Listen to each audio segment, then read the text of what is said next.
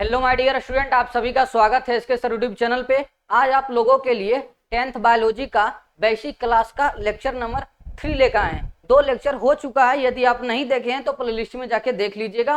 और आप लोगों को बता दें कि 10th क्लास में आप लोगों को बायोलॉजी का बेसिक क्लास आप लोगों को कोई नहीं बताएगा।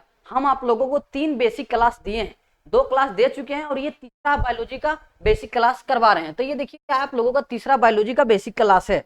अब इसमें हम सीखने वाले हैं कोशिका के प्रकार। कोशिका कितने प्रकार के होते हैं, टाइप ऑफ सेल के बारे में डिटेल से चर्चा करेंगे। देखिए अब चलिए स्टार्ट करते हैं। लेकिन अगले 2 वीडियो में आप लोगों को कोशिका के अंदर जो जो चीजें पाए जाते थे, बहुत सारा अंग पाए जाते थे, टोटल आप लोगों को 11 अंग के बारे में बता दिए थे। आज आप लोगों को 12वां जो कोशिका के अंदर अंग पाया जाता है उसके बारे में आप लोग बताएंगे। ध्यान से देखिएगा, 11 अंग बता दिए थे। देखिए क्या क्या बताए थे, ध्यान से सुनिएगा। कोशिका के अंदर क्या होता है, माइटोकॉन्ड्रिया पाया जाता है। माइटोकॉन्ड्रिया क्या करता है, तो ऊर्जा का निर्माण करता है। क्या करता है, ऊर्जा का निर्माण करता है और शोषण का काम यही करता है, माइटोकॉन्ड्रिया के अंदर होता है। और देखिए राइबोसोम कोशिका के अंदर पाया जाता था। राइबोसोम वो क्या करता है, प्रोटीन का निर्माण करता है। प्रोटीन फैक्ट्री भी इसे कहा जाता है और माइटोकॉन्ड्रिया को पावर हाउस भी कहा जाता है, ठीक ना। अब देखिए गोल्जी बॉडी, गोल्जी बॉडी का क्या क्या काम था, कोशिका को क्या करता है, भोजन का परिवहन करता है। कोशिका के अंदर परिवहन करने का काम करता है गोल्जी बॉडी। और ईआर एंडोप्लाज्मिक रेटिकुलम क्या करता है, कोशिका को आंतरिक कंकाल प्रदान करता है। क्या करता है, कंकाल प्रदान करता है, अर्थात ये मजबूती, कोशिका को मजबूती प्रदान करने का काम कौन करता है, ईआर एंडोप्लाज्मिक रेटिकुलम। अब देखिए ये कोशिका के अंदर क्या पाया जाता है, केंद्रक। कोशिका का मुख्य भाग कौन होता है, केंद्रक। कोशिका का दिमाग कौन होता है, तो केंद्रक। केंद्रक पाया जाता था कोशिका के बीच में। अब देखिए सेंट्रोसोम, सेंट्रोसोम कोशिका के अंदर पाया जाता था। क्या करता था, कोशिका का विभाजन, कोशिका का विभाजन करता है सेंट्रोसोम। और लाइसोसोम क्या करता है, अगर कोशिका मर गया हो, जहां पे कोशिका मर गया हो वहां पे क्या करता है, पुनर्निर्माण। पुनः निर्माण कौन करता है, लाइसोसोम। इसको आत्महत्या की थैली भी कहा जाता है। इसके अंदर पाया जाता था, इसके एंजाइम पाया जाता है जिसके कारण क्या करता है, ये कोशिका को क्या करता है, पुनर्निर्माण कर लेता है दर्भ छिड़क के। आप देखिए कोशिका के अंदर पाया जाता था वैकोल्स। वैकोल्स क्या करता है, जल को इकट्ठा करने का काम करता था, ठीक ना। और पादप, और पादप में बता दें, पादप कोशिका में वैकोल्स क्या होता था, बड़ा, क्योंकि पादप कोशिका जल की मात्रा ज्यादा चाहिए, ठीक ना। ये बातें आप लोगों को बता दिए थे। अब अगला जो बातें बताना है, गुणसूत्र क्या होता है। हमारे कोशिका में बहुत सारा क्या पाए जाते हैं, देखिए गुणसूत्र क्या होता है, जो हमारा शरीर है ना, गुणसूत्र किससे मिलके बना है, जो हमारा शरीर है किससे बना है, तो गुणसूत्र से। अब गुणसूत्र पाया कहाँ जाता है, तो केंद्रक में। ये जो आप लोगों को केंद्रक दिख रहा है ना, कोशिका के अंदर जो केंद्रक दिख रहा है आप लोगों को, इसी के अंदर पाया जाता है गुणसूत्र। इसके अंदर पाया जाता है गुणसूत्र, समझ में आया। इसके अंदर क्या पाया जाता है, गुणसूत्र। और इसके भी अंदर अगर जाइएगा तो इसके अंदर गुणसूत्र के अंदर पाया जाएगा आप लोगों को डीएनए, डीएनए। और डीएनए के अंदर पाया जाएगा आरएनए, और आरएनए के अंदर पाया जाएगा क्या, जीन। मतलब सबसे जो छोटी होगा वो क्या होगा, जीन। थोड़ा बड़ा होगा आरएनए, और आरएनए से थोड़ा बड़ा होगा डीएनए, और डीएनए से बड़ा हो जाएगा क्या, गुणसूत्र, बोले तो क्रोमोसोम। और देखिए क्रोमोसोम कुछ इस टाइप से होता है। क्रोमोसोम देखिए टाइप भी दिख रहा होगा क्या, जोड़ा टाइप का, जोड़ा टाइप के। जब ये क्रोमोसोम को इस तरह से आप लोग चिरिएगा ना, इसको लंबा कीजिएगा ना इस तरह से, तब आप लोगों को मिलेगा डीएनए। और ज्यादा चिरिएगा तो मिलेगा डीएनए, और डीएनए को भी खूब लंबा कीजिएगा तो आप लोगों को मिलेगा जीन। आप लोगों को जनन चैप्टर में डीएनए, आरएनए और जीन पूरा डिटेल से बताएंगे, ठीक ना। तो हमारा कोशिका, हमारा मानव का जो किससे बना है। और देखिए मानव में कितना गुणसूत्र पाया जाता है, तो 46, 46 कितना गुणसूत्र, 46। और जोड़ा में कितना, 23, 23 जोड़ा गुणसूत्र पाया जाता है। सर बोलिएगा, सर आप जोड़ा में क्यों बता रहे हैं, ये जोड़ा में क्यों बता रहे हैं, क्योंकि हमारे जो शरीर है ना, तो देखिए अधिकतर चीजें क्या होगा, जोड़ा में पाया जाएगा। हाथ भी दोगो, आंख भी दोगो, नाक में भी देखिए छेद भी क्या होगा, दोगो, कान भी दोगो होगा, पेट भी दोगो, लीवर भी दोगो, और देखिए पैर भी दोगो। सब चीजें क्या होगा, जोड़ा में पाया जाता है, जिसके कारण हमारे शरीर में क्या है, क्या होता है, जोड़ा में पाया जाता है, हमेशा जोड़ा में पाया जाता है। उसमें भी, अगर उसमें भी आप लोगों को बात करें तो मेल में, मेल बोले तो पुरुष, पुरुष में क्या होगा, 44 क्रोमोसोम का पाया जाता है, जिसको auto chromosome, auto chromosome. 2 chromosome अलग पाया जाएगा, 2 क्रोमोसोम क्या होगा, अलग पाया जाएगा। और कौन कौन पाया जाता है, एक्स और वाई, एक्स और क्या होगा, वाई। ये जो 2 क्रोमोसोम अलग पाया जाता है ना, ये डिसाइड करता है क्या, ये डिसाइड करता है जनन, जनन अंग डिसाइड करता है, अर्थात कौन सा कोशिका पुरुष होगा या तो कौन सा महिला होगा, कौन सा होगा लड़का या तो कौन सा लड़की होगा। ये 2 क्रोमोसोम क्या करता है, डिसाइड करता है। महिलाओं में, फीमेल में कितना होता है, इसमें भी 44 क्रोमोसोम क्या होता है, सेम पाया जाता है। जितना पुरुष में पाया जाता था उतना ही क्या महिलाओं में, ये भी 44 44 को क्या हुआ, क्रोमोसोम पाया जाता हुआ। इसी कारण आप देखते हैं कि महिलाओं और पुरुष में 95% क्या होता है, सब कुछ सेम होता है। 95% महिलाओं में सब कुछ क्या होते हैं, सेम होते हैं। सिर्फ 5% ही क्या होता है, अलग होता है, जिससे पता चल जाता है वो महिला है, तो क्या है, एक पुरुष है। जनन अंगों से पता चलता है, ठीक ना। अब देखिए जनन अंगों से तो पता चलता ही है कि ये पुरुष है और ये महिला है, लेकिन कुछ कुछ अलग हार्मोन भी होता है जिसके वजह से वो महिला के क्या होता है, महिला में दाढ़ी नहीं आता है, दाढ़ी मूछ नहीं आएगा, उसमें स्तन में क्या होगा, दूध का निर्माण होगा, कुछ कुछ हार्मोन की वजह से होता है, ठीक ना। और महिला का आवाज जैसे पतली होगी ये सब कुछ हार्मोन की वजह से होता है, ठीक ना। अब देखिए ये महिलाओं में 44 को तो सेम पाया जाएगा और 2 को क्या पाया जाएगा, अलग, और 2 जो अलग अलग पाया जाएगा, किस क्या क्या पाया जाएगा, एक्स एक्स। पुरुष में क्या पाया जाता था, एक्स और वाई। आप लोगों को जनन चैप्टर में बहुत डिटेल से ये पढ़ाएंगे, ठीक है। तो अभी आप इतना ही समझिए। गुणसूत्र आप लोगों को समझ में आ गया होगा कि गुणसूत्र क्या होता है। गुणसूत्र से हमारा सारा शरीर बना है, हमेशा जोड़ा में पाया जाता है और मानव में 23 जोड़ा गुणसूत्र पाया जाता है। ऐसे पूछेंगे 40 गुणसूत्र पाया जाता है। अगर गुणसूत्र को आप लोग खींच के लंबा कीजिएगा तो बनेगा डीएनए, और डीएनए को भी और खींचेगा तो आपको मिलेगा आरएनए, और आरएनए को सबसे खींचेगा तो क्या बनेगा, आप लोगों को जीन मिलेगा, ठीक। क्या बातें आप लोगों को बता दी हैं। अब आप लोगों को बताते हैं कोशिका के प्रकार। क्या बताते हैं, कोशिका के प्रकार। तो ध्यान से देखिएगा, type of cell. Type of cell में कोशिका जो है ना 2 प्रकार के होता है। प्रोकैरियोटिक कोशिका, एक होता है यूकैरियोटिक कोशिका। प्रोकैरियोटिक, एक यूकैरियोटिक। और उसमें भी जो यूकैरियोटिक होता है उसमें भी होता है एक एनिमल सेल अर्थात जंतु कोशिका, और एक होता है प्लांट सेल अर्थात एक पादप कोशिका। आप लोगों को सबसे पहले प्रोकैरियोटिक और यूकैरियोटिक ना पढ़ा के आप लोगों को थोड़ा बताते, पहले जंतु और पादप में अंतर बताते, तो आप लोगों को ये दोनों क्या होगा, पूरा डिटेल से समझ में आएगा। ध्यान से देखिए, आप लोगों को क्या बताता है, जंतु कोशिका और पादप कोशिका में अंतर।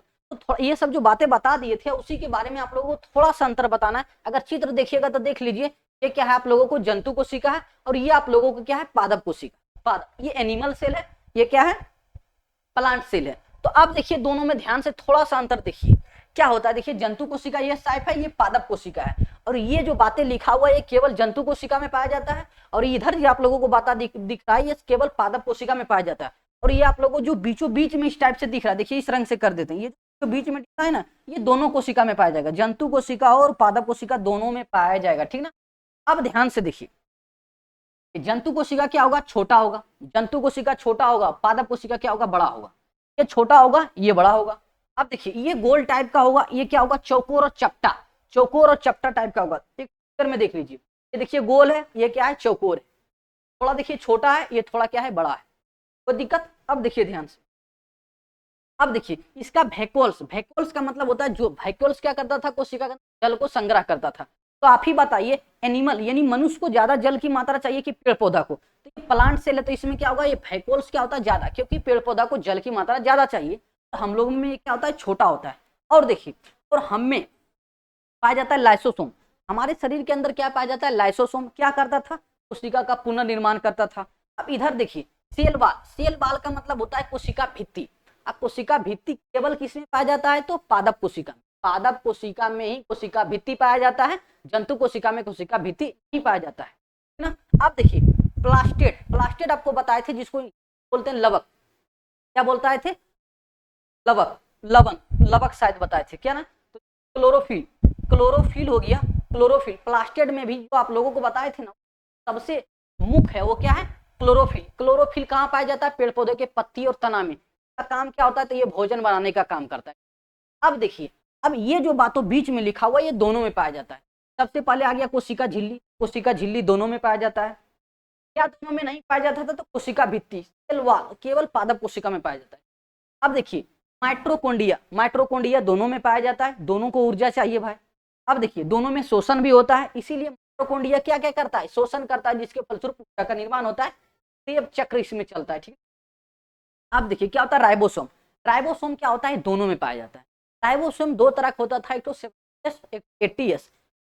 में क्या पाया जाएगा, दोनों में पाया जाएगा 80S, क्योंकि दोनों जो पादप कोशिका और जंतु कोशिका दोनों है यूकैरियोटिक कोशिका, अर्थात ये दोनों कोशिका विकसित कोशिका है, कारण दोनों में पाया जाता है राइबोसोम 80S। ये क्या करता है, तो प्रोटीन का निर्माण करता है। अब देखिए माइट्रोकोन्ड्रिया, माइट्रोकोन्ड्रिया तो बता ही दिए। अब देखिए केंद्रक, केंद्रक भी दोनों में पाया जाएगा। ER का मतलब क्या होता है, एंडोप्लाज्मिक रेडिकुलम, जो कि क्या करता है, आंतरिक कंकाल का सहायता प्रदान करता है।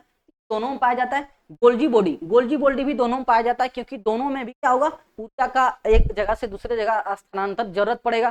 तब स्थानांतर का कभी जब भी काम आएगा पेड़ पौधा में या तो जंतु में, तो गोल्जी बॉडी आके उसका क्या करेगा, पूरा करेगा। आप लोगों को जो बातों बताई ये दोनों में पाया जाता है, ये केवल इसी में पाया जाता था, केवल इसमें पाया जाता था। तो आप लोगों को जंतु कोशिका और पादप कोशिका में तो अंतर बिल्कुल आसानी से समझ में आ गया होगा। इसका फिगर भी देखना चाहते हैं तो इस तरह से आप लोग फिगर देख सकते हैं।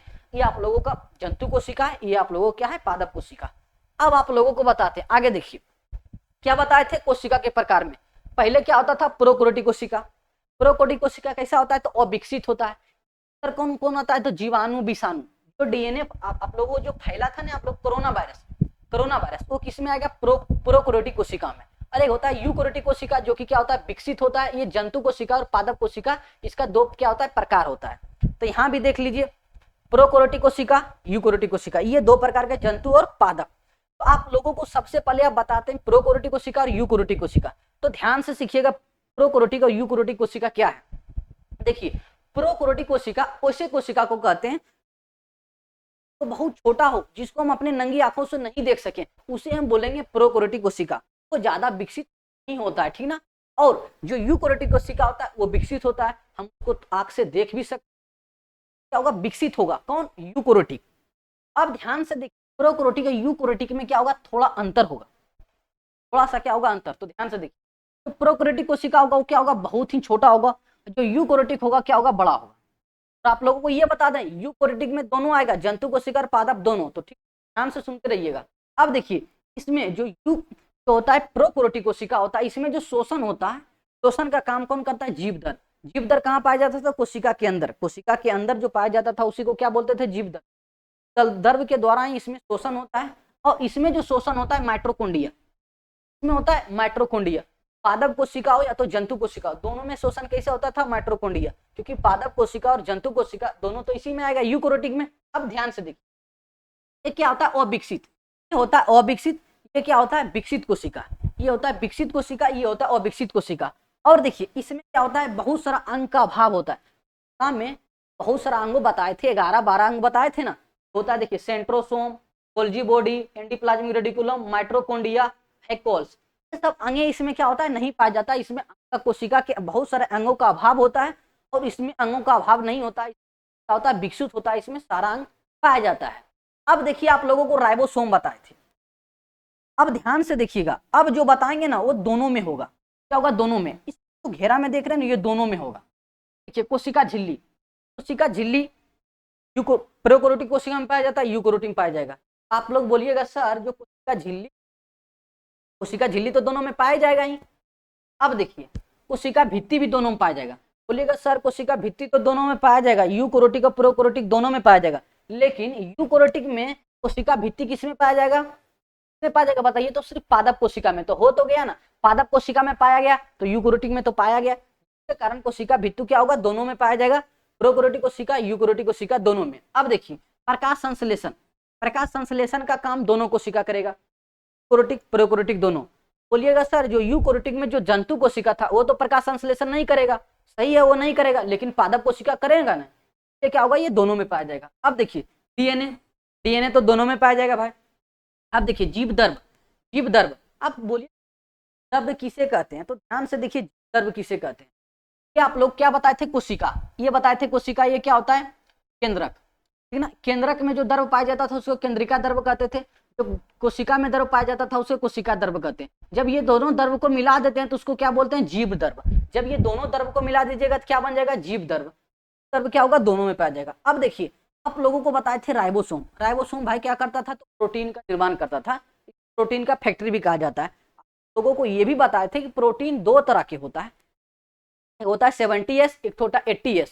तो आप लोगों को उस समय भी बताए थे, जो 70S होगा, 70S वो किस में पाया जाएगा, और विकसित कोशिका में। और विकसित कोशिका कौन है, तो प्रोकैरियोटिक। कौन होगा, प्रोकैरियोटिक। अब प्रोकैरियोटिक का एग्जाम्पल क्या बताएं, जीवाणु विषाणु, जितना भी वायरस होता है इसी के कारण से क्या होगा, यही कारण से जीवाणु विषाणु जितना वायरस आएगा, जैसे में आया था आप लोगों को आया था ना कोरोना वायरस, तो उसमें कौन सा पाया जाएगा, राइबोसोम 70S।